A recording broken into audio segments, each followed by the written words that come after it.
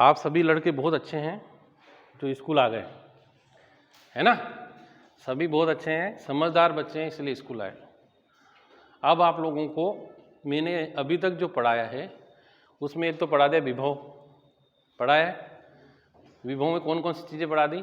बिंदु आवेश के कारण विभव, अक्षीय स्थिति में विभव, निरक्षीय स्थिति में विभव, विभव प्रवणता और विद्युत क्षेत्र की तीव्रता और विभव में संबंध, समविभव पृष्ठ। ये इतने प्रश्न मैंने आप लोगों को करा दी। इसी चैप्टर का अब सेकंड पार्ट चालू होता है जिसका नाम है कैपेसिटी। क्या नाम है? कैपेसिटी या धारिता। तो अपन स्टार्ट करें। देखो कैसे प्रश्न है, धारिता किसे कहते हैं? धारिता किसे कहते हैं? समझ में आ रहा? धारिता किसे कहते हैं? इसका मात्रक क्या बोला मैं? मात्रक तथा विमा सूत्र लिखो। तथा क्या लिखो बच्चों? विमा सूत्र लिखो। विमा सूत्र लिखो। पहला प्रश्न आप लोगों के लिए आज का, धारिता किसे कहते हैं? इसका क्या लिखना अपन को? मात्रक तथा विमा सूत्र। ठीक है ना? समझ में आ रहा? प्रश्न दिख रहा आपको सब? अब अपन बात कर रहे हैं धारिता की। किसकी बात कर रहे हैं? तो आप लोगों के सामने एक सिंपल सा प्रश्न है मेरा कि जैसे आप लोगों ने अपने घर पे अलग अलग प्रकार के बर्तन देखे होंगे पानी भरने वाले। कौन कौन से देखें? गिलास, कटोरी, मटका, बाल्टी, ड्रम, फिर और ज़्यादा ज़रूरत पड़ जाए तो टंकी बनाते ना। तो उनकी सबकी पानी भरने की कैपेसिटी कैसी है? कैसी है? अलग अलग। सबको समझ में आता है? अच्छा, अपन उसमें पानी भरते हैं। क्या भरते हैं? तो पानी भरने पर क्या बढ़ता है? उसके पानी का तल।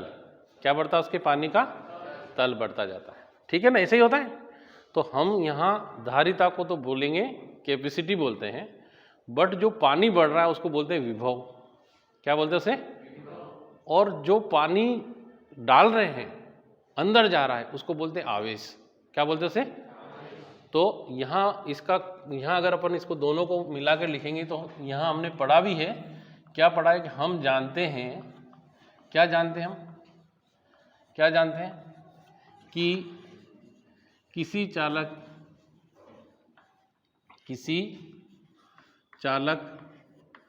को दिया गया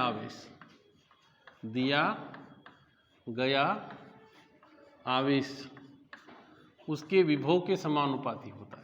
उसके विभव के कैसा होता है? समानुपाती होता है।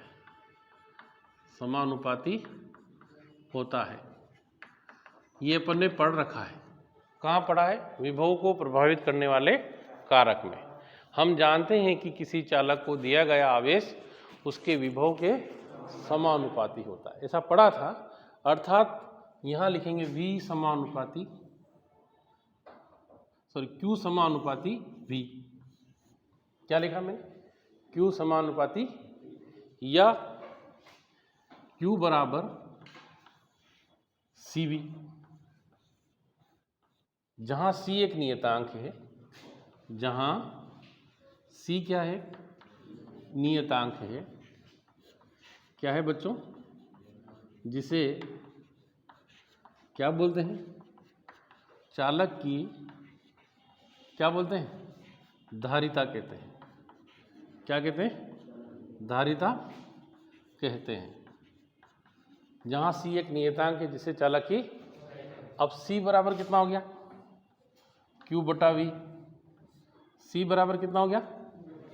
Q बटा। अब यदि नीचे लिखें, यदि V बराबर 1 वोल्ट हो, V बराबर कितना हो, तो C बराबर कितना आ जाएगा बच्चों? Q। C बराबर कितना आ गया? अब यहाँ से धारिता की परिभाषा, अर्थात क्या लिखेंगे? अर्थात किसी चालक की धारिता, किसी चालक की धारिता आवेश के उस आंशिक मान के बराबर होती है। आवेश के उस आंशिक मान के बराबर होती है। आंशिक मान के बराबर होती है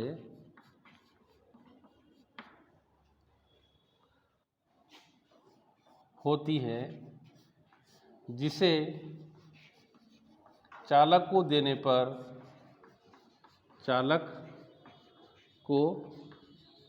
देने पर उसके विभव में कितने वोल्ट की, 1 वोल्ट की वृद्धि कर दे। क्या कर दे? उसे वृद्धि कर दे। किसी चालक की धारिता आवेश के उस आंशिक मान के बराबर होती है जिसे चालक को देने पर उसके विभव में कितने वोल्ट की, 1 वोल्ट की वृद्धि कर दे। फिर से, किसे कहते हैं? किसी चालक की धारिता आवेश के उस आंशिक मान के बराबर होती है चालक को देने पर उसकी। ठीक है, अब पैराग्राफ चेंज करेंगे और लिखेंगे, क्या लिखेंगे?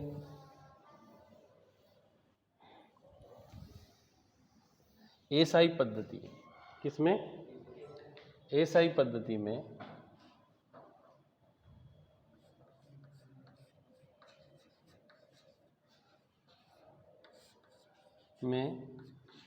धारिता का मात्रक। किसका मात्रक? धारिता का मात्रक क्या है? फेरड है। क्या है बच्चों? फेरड। ये बहुत इंपॉर्टेंट प्रश्न है। एसआई पद्धति में धारिता का मात्रक लिखो तो क्या है? एसआई पद्धति में धारिता का मात्रक फेरड। अब यहाँ से देखें, हमने लिखा था C बराबर Q/V, लिखा ना? अरे C बराबर Q/V लिखा था। C क्या है? धारिता। Q क्या है? और V क्या है? विभव। अब यहाँ क्या लिखेंगे? 1 फेरड। क्या लिखा मैंने? 1 फेरड बराबर, इसका मात्रक क्या होता है मनीष? इसका मात्रक, आवेश का मात्रक, उसके पीछे जो बैठा नागेश्वर, कूलाम। तो क्या लिखेंगे यहाँ? 1 कूलाम। क्या लिखा आपने? 1 कूलाम। और V क्या है बच्चों? विभव का मात्रक क्या है? तो यहाँ लिख दिया 1 वोल्ट। अब यहाँ से किसकी परिभाषा लिखेंगे अपन? 1 वोल्ट विभव की परिभाषा। किसकी? 1 फेरड धारिता की परिभाषा। क्या लिखेंगे? अर्थात, क्या लिखा अपन ने? अर्थात किसी चालक को कितना कूलाम? 1 कूलाम। कितना कूलाम? 1 कूलाम आवेश देने पर उसके विभव में कितने वोल्ट की? देखो इधर, 1 कूलाम आवेश देने पर उसके विभव में कितने वोल्ट की? 1 वोल्ट की वृद्धि कर दे। कितने वोल्ट की? 1 वोल्ट की वृद्धि कर दे। 1 वोल्ट की वृद्धि कर दे तो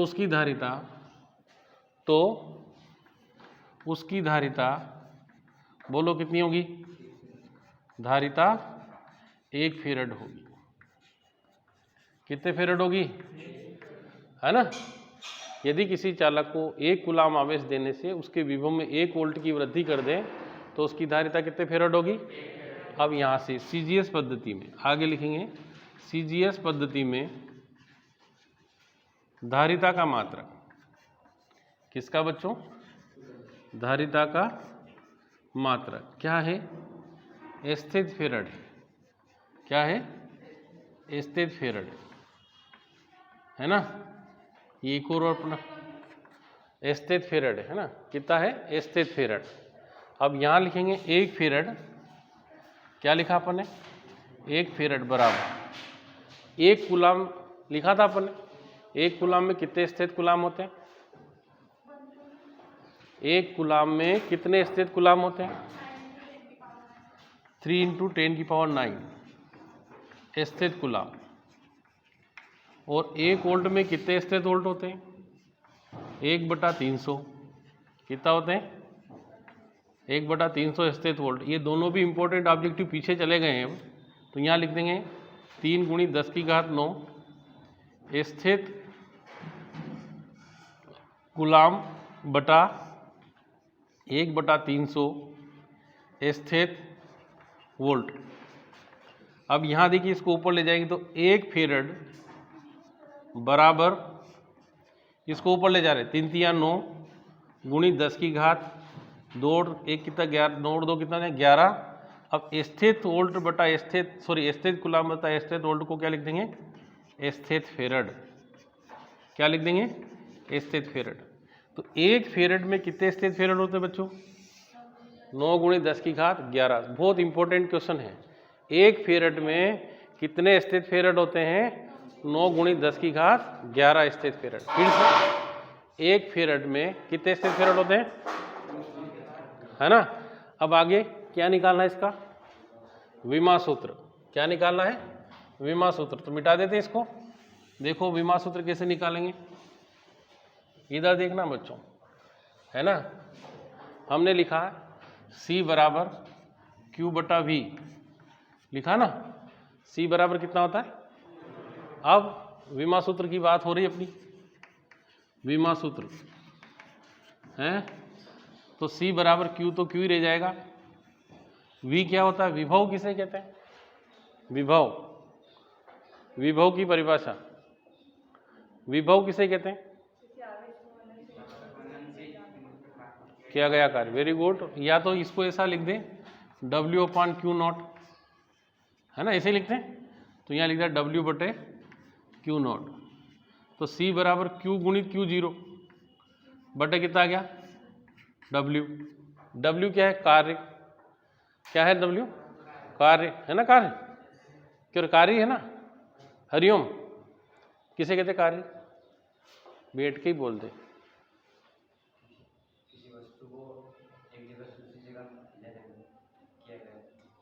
वेरी गुड, बहुत अच्छा लड़का है। याद रखना, मेरे को याद दिलाना, बहुत अच्छा बच्चा है। और किसी को? नागेश्वर, कार्य किसे कहते? हाँ हो जाए, बोल दे बोल दे। बहुत बढ़िया नागेश्वर, गुड हुआ है। हाँ। और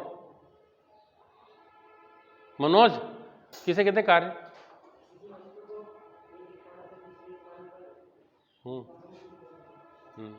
अमरदीप लक्ष्यकार, कार्य किसे कहते हैं?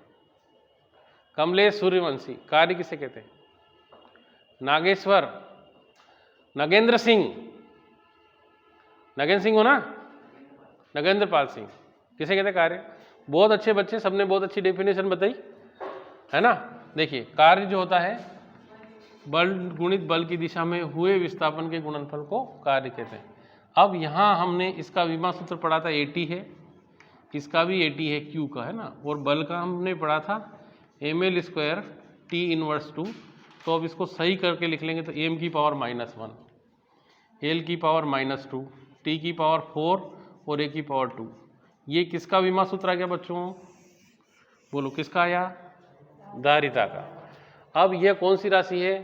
तो देखो यहाँ लिखेंगे धारिता एक अदिश राशि है। कौन सी राशि है बच्चों? अदिश राशि है। क्यों है अदिश राशि?